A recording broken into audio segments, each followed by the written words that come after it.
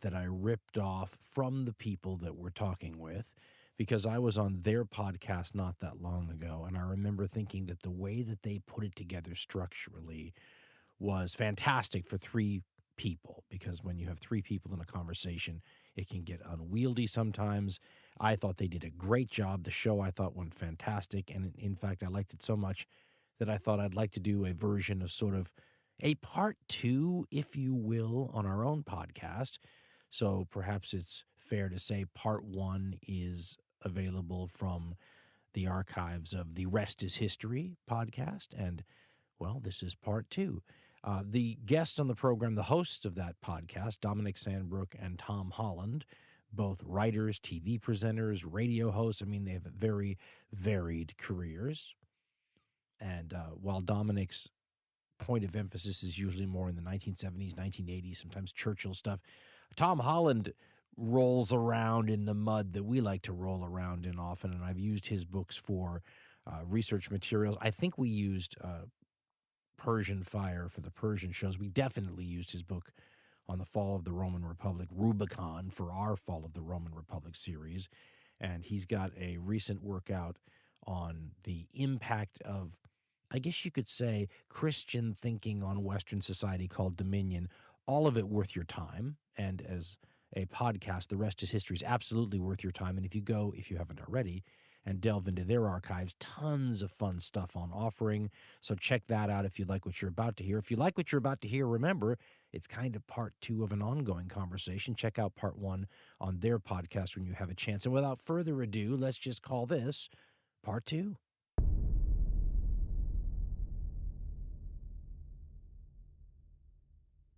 All right, gentlemen, I'm considering this part two of the earlier discussion that we had on your program. And so I'm going to throw some questions out there, and you feel free to take them in any direction you want. But since I have two Brits with me, when my mom was working in London when I was a kid, I was about 5 or 6 years old, and I was completely enamored with King Arthur at the time. And yet, even at 5 or 6, I could tell that there was a bunch of nonsense involved in the story. But I was under the impression that you could just stop passersby on the street in London and ask them for the true story. And as you can imagine, I still am unsatisfied with the answers I got. So I thought I would tap into the brain trust here and ask you guys your opinion, and it may differ from each other. Do you think that the King Arthur legend is rooted in any sort of reality, or is this a fabricated myth from the get-go? Tom, do you want to go first? And your strong views on this? Well, I don't think that Arthur, a historical Arthur, existed. Is the kind of blunt and brutal truth, and it saddens me to say that, because I would always rather that there was some kind of root of reality at the base of a myth. But having said that, I think that the way that the story has evolved, it's had different kind of resonances in different periods of time. And so in that sense, tracing where the story comes from actually tells you quite a lot about medieval history, early medieval history, the beginnings of Britain, the beginnings of England, the forging of medieval culture.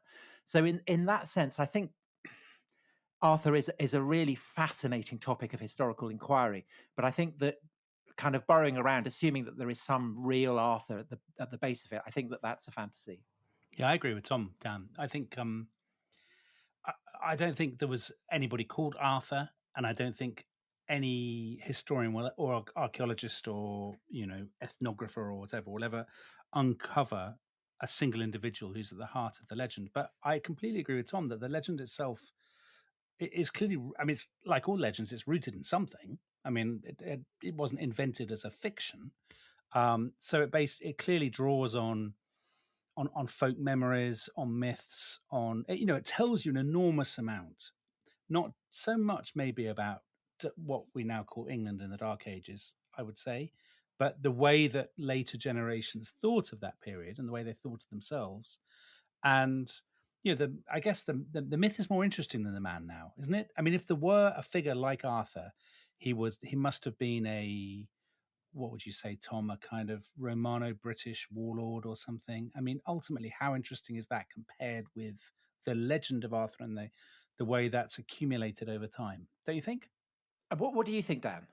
Well, I'm riffing off what you guys just said, because if this is a part of Englishness, if we could call it that, then how do we? Well, but Dan, actually, that's one of the things that's fascinating about it is that it's not about Englishness so much, although it becomes that because, of course, the English are the enemies.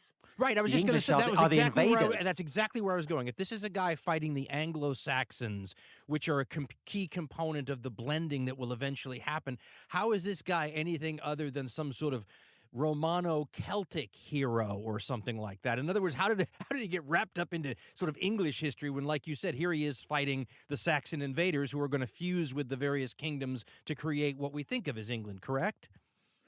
Well, there are all these kind of these traditions that are floating around, but the guy who really compiles them is a bloke called Geoffrey of Monmouth, right, who is writing as a Welshman, essentially. And his book is Arthur is a key figure, but not the only one. And it's a story about how Britain is founded by Brutus, who is a refugee Trojan who comes to Britain and fights various giants, and that's very much the level at which this is operating. And you're saying that that's not historical, is what I'm getting from yeah. Okay, just alas, double check it. Alas. England is still a nation of giants, Dan. That's what I've heard from every Englishman. But yes, Geoffrey is basically casting the English, the Sassenachs, the Saxons, as the enemy. But of course, by this point, you have Norman kings of England, descended from the from William the Conqueror, and they end up conquering Wales. So the kings of England, and so those Welsh traditions get absorbed into they become the matter of Britain, and the kings of England see themselves as the rulers of the whole of Britain. So just as they absorb the mountains and the valleys of Wales into their kingdom, so also do they end up absorbing these traditions about King Arthur. And that's why you have Edward I, who is the king who conquers Wales. He's obsessed by Arthur. I mean, he's the guy who goes to Glastonbury and claims to have found and digs up the tomb that supposedly has and the monks were maybe involved in that for a little bit of Glastonbury publicity and whatnot. And then, of course, it works. There are further twists, aren't there? Because at the beginning of the 15th century, the 16th century, I guess, when you have the advent of the Tudors. So obviously Henry Tudor landing in 1485, beating Richard III at the Battle of Bosworth. The idea of the Tudors as the heirs to Arthur is really important to them. So Henry VII's son, who famously, dies at Ludlow Castle, paving the way for Henry VIII to become king, he's called Arthur. Henry VIII loves the story of King Arthur. I mean, am I not right in thinking, Tom, that Henry VIII repairs the great painting of the Round Table and has it done for the visit of the Emperor?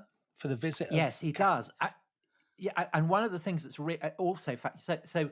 As Dominic says, it has political capital because, in a way, Arthur is a very, very famous English export, at a time when England is really quite a peripheral kingdom to the rest of Europe. Arthur is a name that matters. The matter of Britain is something that resonates through all the courts of Europe. So the upstart Tudors, by laying claim to that, are they're aggrandizing their own dynasty and they're aggrandizing their kingdom.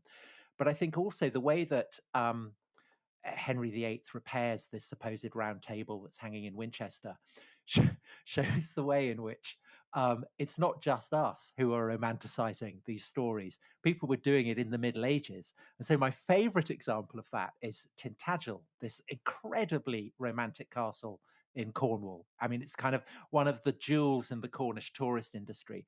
And it's a jewel because it looks exactly what you would imagine King Arthur's birthplace would look like. It's on a kind of rocky island. The waves are crashing into the rocks. There are kind of beautiful bridges that span it. It looks like something from a medieval romance. And the reason for that is that that's what it was designed to look like. It was built by the brother of Henry III, who's Edward I's son, Richard, Duke of Cornwall. And he builds it to look like King Arthur's castle. So even then, they're kind of constructing and fashioning the myth. And now, of course, when tourists go to Tintagel, they're buying into a medieval idea of what a medieval castle looked like. So there are just kind of, reflection after reflection after reflection, all these kind of mirrors held up to each other, which is what makes it such a brilliant, brilliant story. And I think one other element, obviously, is that in 1707, England and Scotland officially become Great Britain, the Kingdom of Great Britain.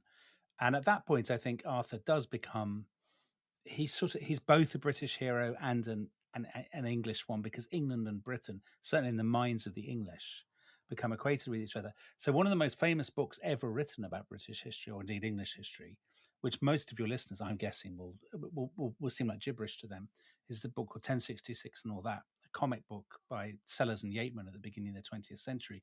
And one of the jokes in that book, so it's basically a parody of the history that kids were taught in I guess, would you say Edwardian schools, Tom, early 20th century schools? And one of the jokes in it is that the book constantly mixes up King Arthur and Alfred the Great. But I think that's what, even now, lots of people kind of mix the two of them up, don't they, Tom? Yeah. They have a sort of sense that they fought invaders, they did stuff with candles, timekeeping, they were good Christian kings, all this kind of stuff. Well, I think actually, I mean, I think it's intriguing that they make that joke, because I think actually one of the models for Geoffrey of Monmouth's portrayal of Arthur is Alfred's grandson, Athelstan, who is the English king who essentially creates the Kingdom of England, and is the first really to make the Princess of Wales pay the English crown tribute. And his history of Britain ends with the coming to power of Athelstan. It's as though this is where British history stops, because the English have completely taken over. And actually, the portrayal of Arthur in Geoffrey of Monmouth's history, it has lots of echoes of Athelstan. So it's kind of like Geoffrey is trying to supply a British mirror image of Athelstan. So the short answer to your question, Dan, is no.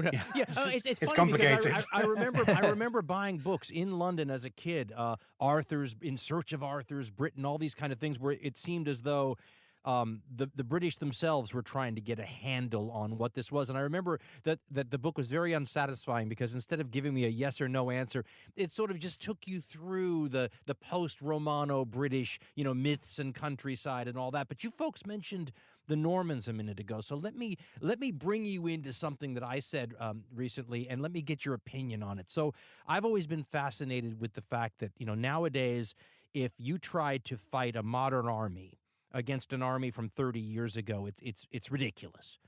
But for most of human history, with technology moving either as slowly as it did, or with these sort of, let's call it, ebbs and flows of capabilities, right? So someone from an earlier era could have a military that was more capable from someone perhaps in a later era, which is, of course, anathema now.